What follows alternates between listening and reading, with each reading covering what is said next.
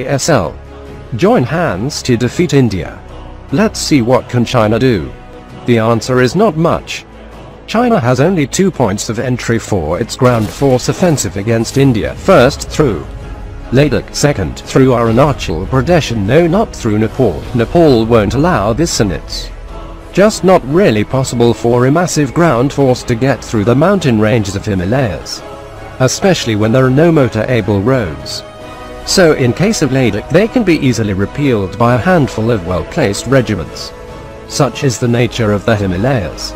It could be one of the most naturally defended place on earth and the hardest to mount any meaningful offense.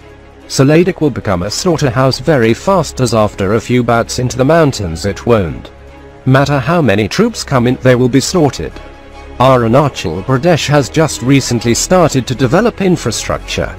It was not because India lacked the funds to build roads, but because it was left to the wild, as it is hardly defensible from our side and the perfect place for China to mount an offensive into India. So the basic strategy of India was, if we can't exactly defend it, let's make it hard for them to come in, and this would delay the Chinese advance just enough to allow Indian army to regroup in Sikkim and Bhutan. Yes, the Indian army has a considerable presence in Bhutan, which happens to be the best place for the Indians to mount an offensive towards the northeast into China and cut off the logistical support lines of the Chinese troops in northeast India. This makes ground forces quite evenly matched. Air forces of the two countries, however, are in no way evenly matched. China has the quantitative advantage, and India's perceived advantage in quality is debatable. It's always assumed that China, which is producing its jets at home, are of lesser quality. That could easily turn out to be false.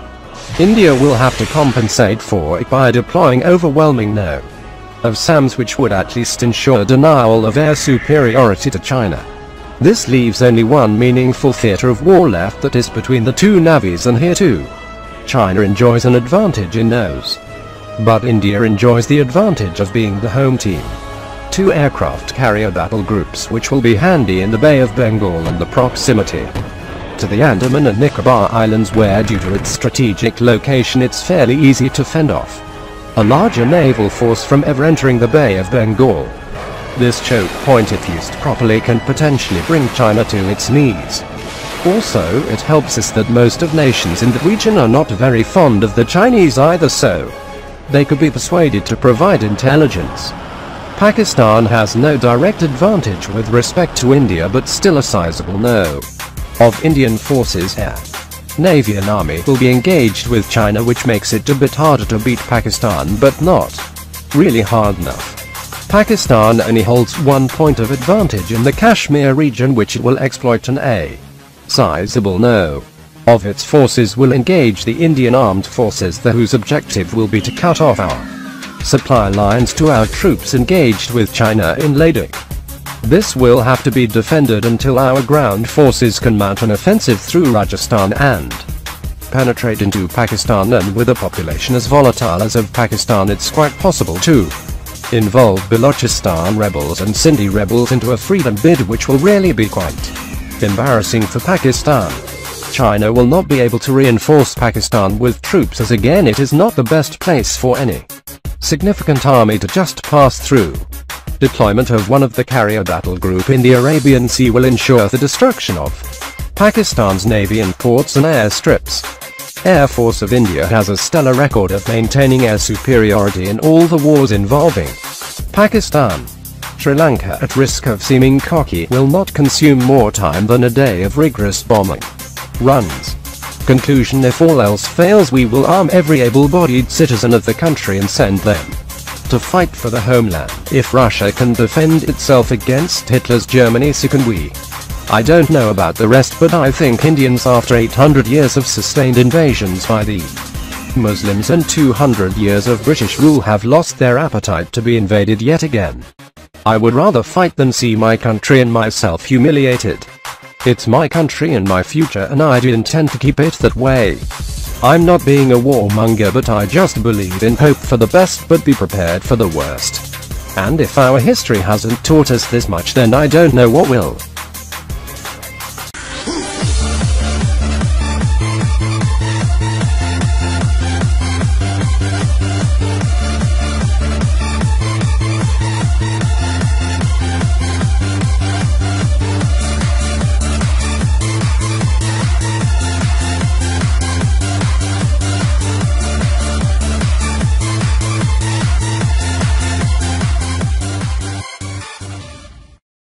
निपटारे पर ध्यान देना चाहिए।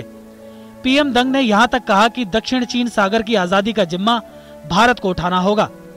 वियतनामी नेतृत्व ने सुषमा को इस इलाके में चीन के साथ जारी तनातनी पर खुलकर जानकारी दी है और मोदी सरकार की नई पॉलिसी एक्ट ईस्ट की प्रशंसा की है। आपको बता दें, इस इलाके को लेकर इससे पहले की सरकारों की जो पॉलिसी रही है उसे कहा जाता था लुक ईस्ट। मोदी सरकार ने इस पॉलिसी को लुक ईस्ट की बजाय एक्ट ईस्ट का नाम दिया है और भारत के इकोनॉमिक इंटरेस्ट को देखते हुए इसी कड़ी में काम भी शुरू कर दिया है। भारत इस सागर में अपने तेल और गैस गतिविधि बढ़ाने की कोशिश कर रहा है और वो इस मामले में अपनी तैयारी को भी पूरा कर रहा है।